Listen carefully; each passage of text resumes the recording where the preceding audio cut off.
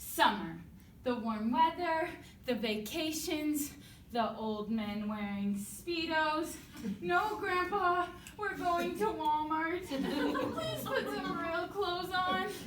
And of course it absolutely wouldn't be summer without the neon signs on every light post in town. And what do these signs advertise? Missing mutts, the errant elderly, street corner pharmaceuticals? No, garage sales. Some people hate them. My neighbor has a garage sale every single weekend. But personally, I love them. I mean, where else can you find a Bill Cosby sweater with Jell-O pudding? Hey, hey, hey. Clearly, you can't put a price on the pleasure garage sales provide. So today we will dust off the history of garage sales. Next, we will haggle with some of the people you see at garage sales. Finally, we will rummage through some of the things you can find at garage sales. First, we'll dust off the history of garage sales. It's a proven fact that the first garage sale was held in the Paleolithic era. Og and Gak would trade things like animal hides for other useful household items, like a wife. As technology progressed, so did what was sold at garage sales. In Egyptian times, they would sell things like used canopic jars and mummification linens. What? They were only used once. In fact, Egyptians even created the first hieroglyph garage sale sign. Bird, eye, arrow, come to eagle, dancing man, jar from 8 to 12, no early birds? In England's early modern period, you could find many discarded items from the royal family, such as Anne Boleyn's original dress. It only had a slight blood stain on the neck. Modern garage sales became popular in the Great Depression, when families needed a way to make some money, buy affordable clothing, or get the supplies to make another batch of washtub gin. It was Prohibition after all, and that gin didn't make itself. After the Great Depression and with World War II on, garage sales fell in popularity. I mean, apparently people had better things to do, like hunt Nazis and drop atom bombs. The 50s was an unprecedented time of wealth, economic growth, and the baby boom. People wanted the latest and greatest. Why buy used clothes when you could afford new? Garage sales became mainstream again in the 60s and 70s when people became environmentally conscious, upcycling their clothes, dropping acid, and joining cults. It's a little known fact that Charles Manson was an avid garage sailor. Where else do you think he got his copy of Helter Skelter? The Tate Mansion summer sellout, of course. Consider today there are more and more ways to make money by selling your stuff online, with things like eBay, Facebook garage sale groups, and farmersonly.com.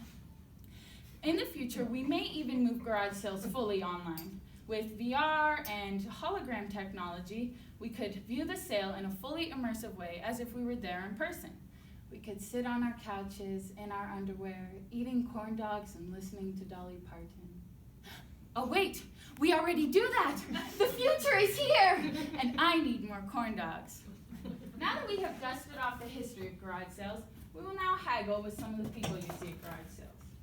In general, the people you see at garage sales are just normal folks looking for a good deal. Like my grandma, trying to add to her precious moments collection without having to sell another kidney on the black market.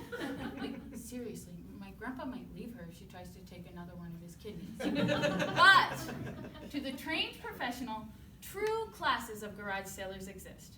First, you have your early birds. The ad in the paper says the sale starts at 8 a.m. So these people show up anywhere between 5 a.m. and the night before. Some will just come park their car and wait. Some will come ring your doorbell and ask why your sale isn't up yet. And the overly prepared ones will pitch a tent right there in your front yard so they can be the first to get the good deals when their sale opens. Just like Black Friday, only more low class. More high class? I guess it's a wash. Anyway, the next type are less obnoxious but can still cause problems. These are the dog people. You may think that going to a garage sale is the perfect way to give your pup some outside time. But if you're running a sale, dogs can be a bit of a nuisance.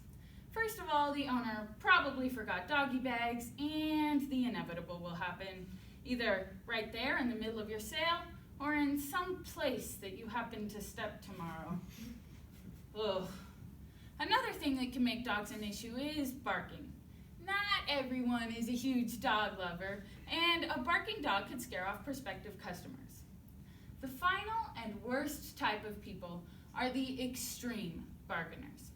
Not just people asking to pay $5 for something you have marked $8. No, they will get your $12 fishing poles down to 10 cents. But it doesn't stop there. They'll then pull out a $20 bill or higher and expect you to have change. Now that we have haggled with some of the people, we'll finally rummage through some of the things you can find at garage sales. There are some do and don't buys of garage sales, like your grandpa's Speedo, only worn once of course, or underwear. Like I read in an article in the Lincoln Journal-Star that in September 2019, a woman was charged with stealing $25,000 worth of merchandise from the Victoria's Secret where she worked and selling it at her own garage sales. Underwear isn't the only thing you can buy at garage sales, although it is the most popular. Other clothing items include winter wear, baby clothes, and adult clothes. Sometimes these are a good steal, brand new clothes that just sat in the closet, but more often than not, people sell their holy wardrobe. Knit sweaters with pulled-out strings everywhere, t-shirts that for some reason have holes in all the armpits, and jeans with mystery tears right on the crotch, so the first time you wear them, they rip straight up, and you end up having to throw them away, and you swear off garage selling forever and decide to buy all your clothes at Goodwill. Because that's better than a garage sale. Other than clothing items, you can find a myriad of holiday decorations, broken Christmas bulbs, an actual living, dead Christmas tree, last year's Halloween costumes, and a tub of mismatched plastic Easter eggs. All things you don't need, but hey, it's only 10 cents. So today, we dusted off the history of garage sales. Next, we haggled with some of the people you see at garage sales. Finally, we rummaged through some of the things you can find at garage sales. Although you may get frustrated at the number of garage sales your neighbor has, you really can't put a price on the pleasure garage sales provide. So the next time you see your grandpa's Speedo lying around the house, sell it.